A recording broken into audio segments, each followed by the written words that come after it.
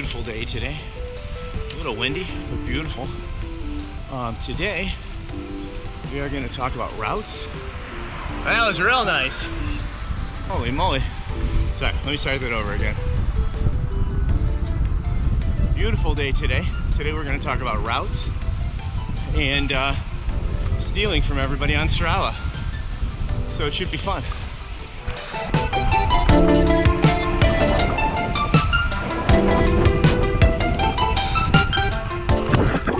Alright, so off today to do a route I've never done before.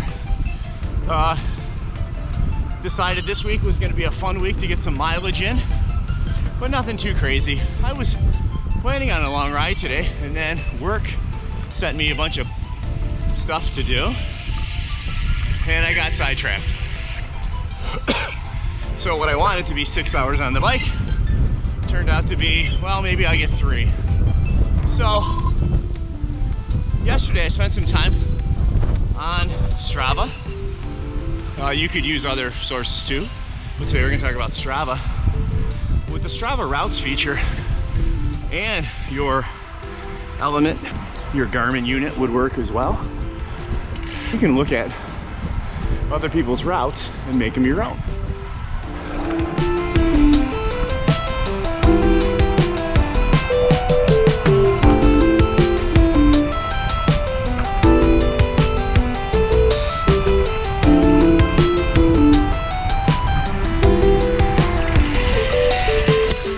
Talking about Strava stocking. So how do you do this? Well, you know you've got a lot of friends that ride great routes. They're experienced riders who have great ideas about safe roads and places to go. They know where to get the best 40 miles in if they want to do that. So that's what I looked at yesterday. And so I went in and looked for a couple friends, looked to see who had a good ride at the distance I wanted, and saw a couple, and then easily by clicking on the little ellipses on the left hand side of the Strava activity, you can make it a route and then transfer that route to your Bolt or your Garmin unit. You could export it to ride with GPS or whatever you use. If you use your phone, you could download it that way. It doesn't have turn by turn, but at least on my Bolt, I can tell pretty much where people are going by the arrows. So today I'm trying out a route that some of the campus guys took the other day down south.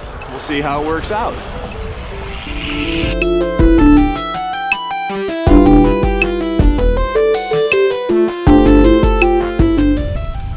Now, the big thing on these steal a Strava routes for me is I want to see the bigger routes that people are going on. So I want to see big streets. Like back there, cut through the park, did a couple things. They were not, I followed the route. It was not exactly how I would do it. But when we start to get on some of the bigger streets, especially when we get down south or way out of the city, those are the things I want to know. What street's safe to ride on? And of course it changes during different times of the day. But what are the good big streets that I can ride for a while? So right here, gonna make a turn on Utica. Not a street I ride on a ton, except for the campus ride sometimes. But that's why you do this, to see what it's like. So here we go.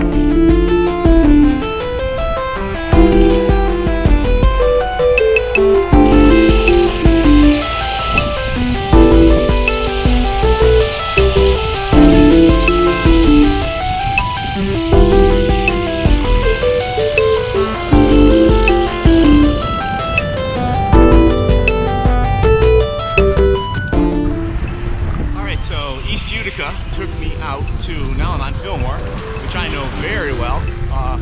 When I worked in South Buffalo, I used to ride my bike down there. Great street. So this is the kind of thing you learn, like connectors and things like that. You find out things like, you know, where the big bike lanes are. You find out where there might be a hill that someone wants to get to and get some climbing in. Or you find a big, long, flat route like this one's going to be today. So you can investigate someone else's route, put it in, On my computer, I only have two things showing. Besides the map, which shows you the arrows, I also have the speed and I have my wattage. And the wattage I have set for 30 seconds because I'm really just concerned on these kind of rides, getting the mileage in, not doing a workout or going super hard.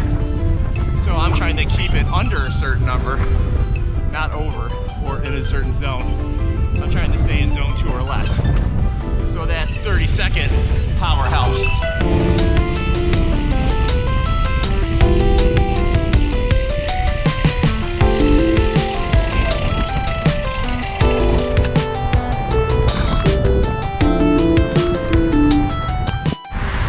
Man, it is so windy out here. I swear the bike almost got blown over. I got the 50 deep AOS 5s on, and boy oh boy, it almost took me over.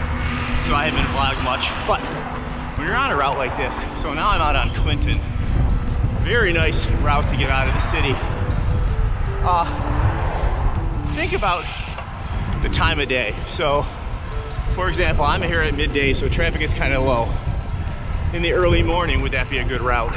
I know this route takes me back through downtown to finish, and at that point, you know, if I was leaving at rush hour, would going in that direction be good? So consider the time of day when you take these routes and rearrange them for your own use, and also consider the direction of the route as well, because you can take it obviously either way. One of the nice things about Strava that I found yesterday is you can easily drag the start and stop points,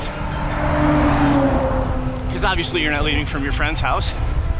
You can drag the start and stop points closer to your house, and you'll notice that it will take the highly traveled roads, which is a nice feature.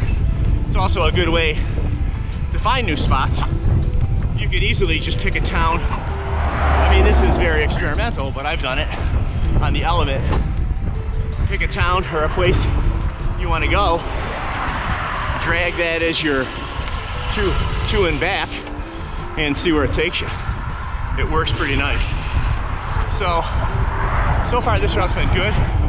Clinton and Fillmore and Utica are all streets I take when commuting for work. Not streets I take a lot out on rides, but now seeing this extension of Clinton, it's actually really nice. And this could very well be an alternative to me getting out to Knox and some places like that and avoiding some of the parts of West Seneca with heavier traffic. So far so good.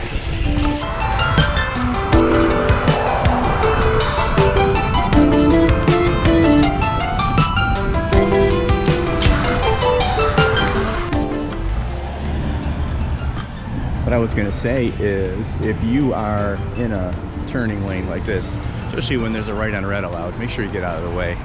Give people the right to pass you on the right. They hate when you block them. I'm going straight here, so it's good to do that.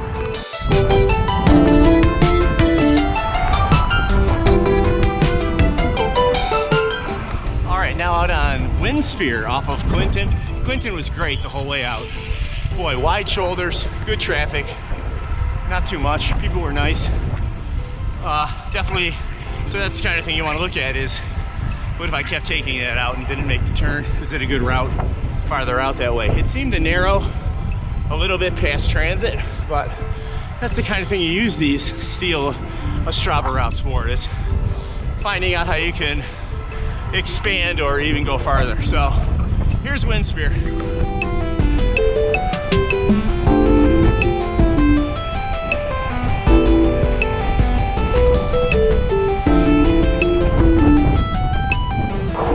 All right, still on Windsphere here, but I had to stop to take a look at the creek. Definitely downhill to this point, so there's something to consider is if you want to get the climb in, you could take this the opposite direction. So another thing, another Strava stealing tip. Let's take a look at the creek.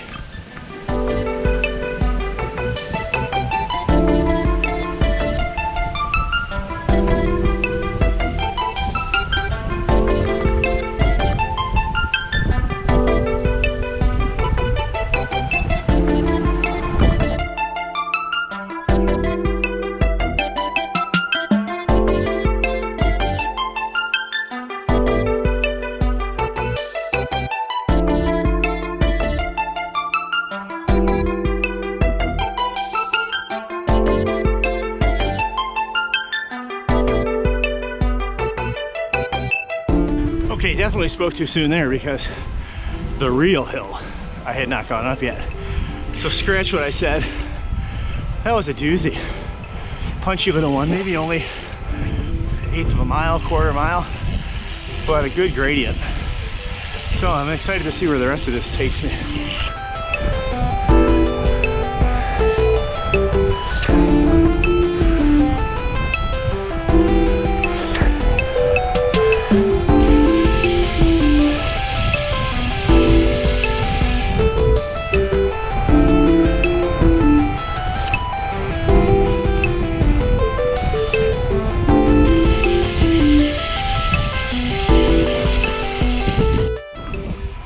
So one of the things about Windspear here, notice it's pretty narrow with no shoulder now. One of the things you really have to do is really hold your own with the cars. Don't keep swinging back in and out.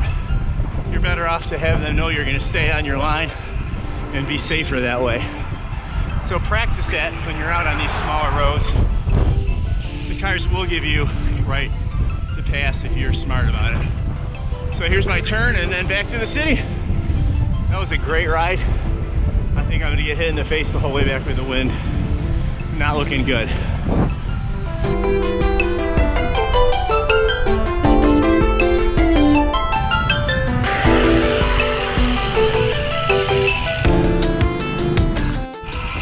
All right, so back in the park, now nearly home.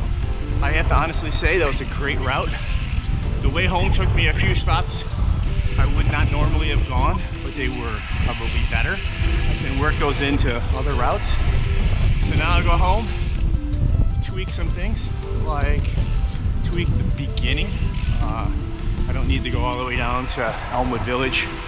Obviously, you know, on routes, people pick up other people and do things like that, so I can cut some of that out. But for the most part, found some new, really nice routes, new roads today. The nice thing about it was really very few turns, and all the turns were right-hand turns. Few lights and traffic. It was really great. So good stuff. Steal a Strava route and you'll enjoy it. Make it your own.